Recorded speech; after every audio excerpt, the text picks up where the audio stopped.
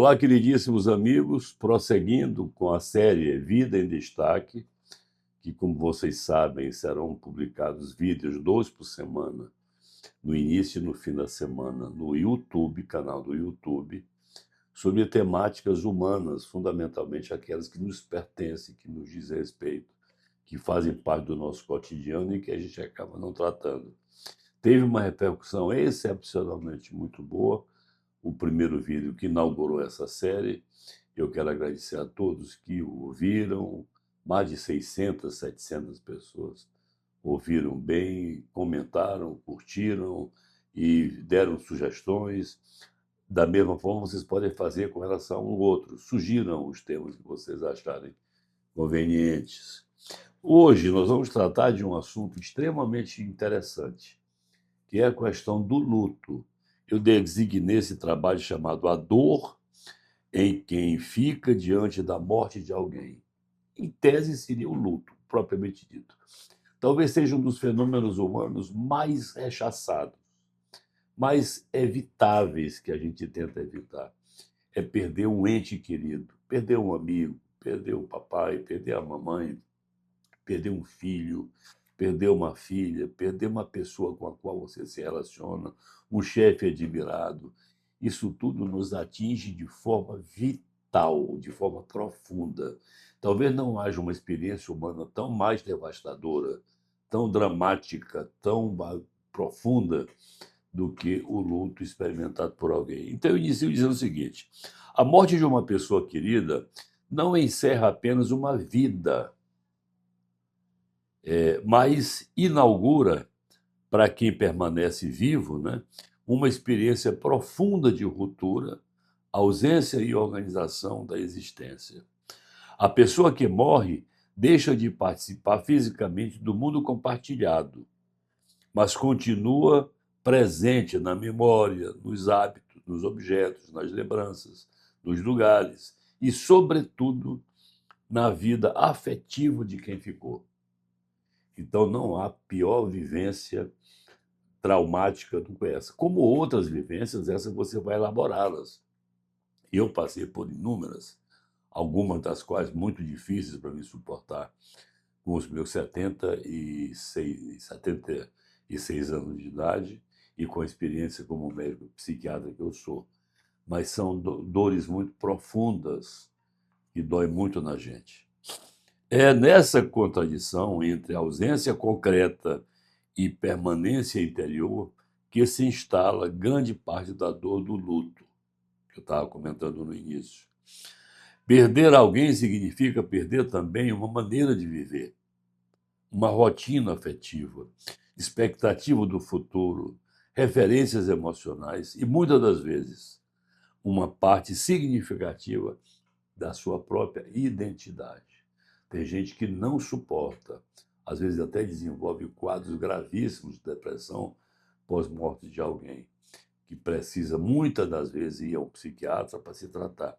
Nem sempre, porque o luto, a dor, o sofrimento, a angústia e a depressão da perda de alguém são fenômenos naturais, não são psicopatológicos. Você não vai, naturalmente, medicar uma pessoa que está triste, que está profundamente abalada porque perdeu alguém, com medicamento nenhum.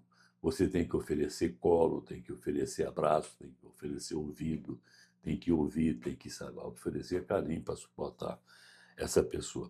Do ponto de vista psicológico, o luto constitui uma resposta humana natural à parte de um vínculo significativamente desfeito. Sua intensidade depende da qualidade da relação, da história compartilhada anteriormente, das circunstâncias da morte, da personalidade de quem sofre e das experiências anteriores de perda da pessoa que fica. Podem surgir tristezas profundas, incredulidade, culpa, remorso, ansiedade, medos, vazios, alterações do sono, do apetite, da disposição, do interesse, do pragmatismo.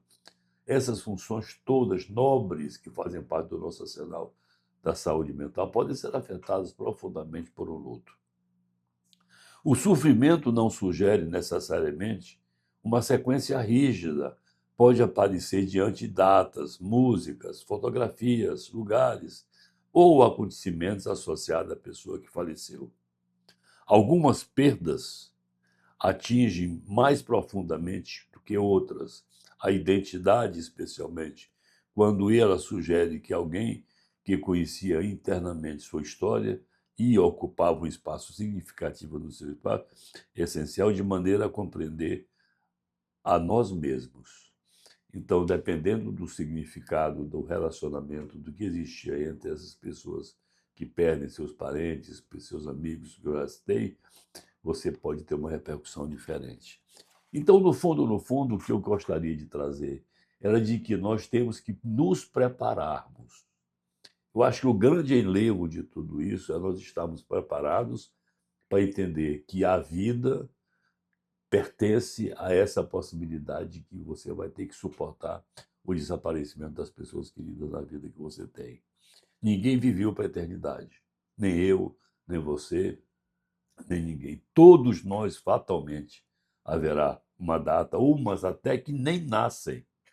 São os natimortos, não têm a experiência de ter a vida. Outros nascem, independente da idade, acabam falecendo.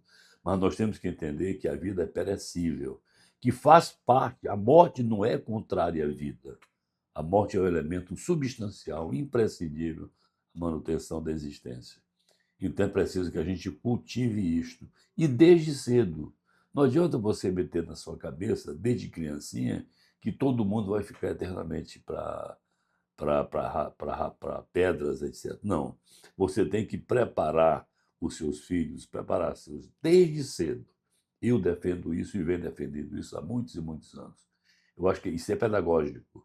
Você tem que ensinar que as crianças, cedo ou tarde, podem não ter seu pai, sua mãe, seus amigos, suas crianças semelhantes a ela.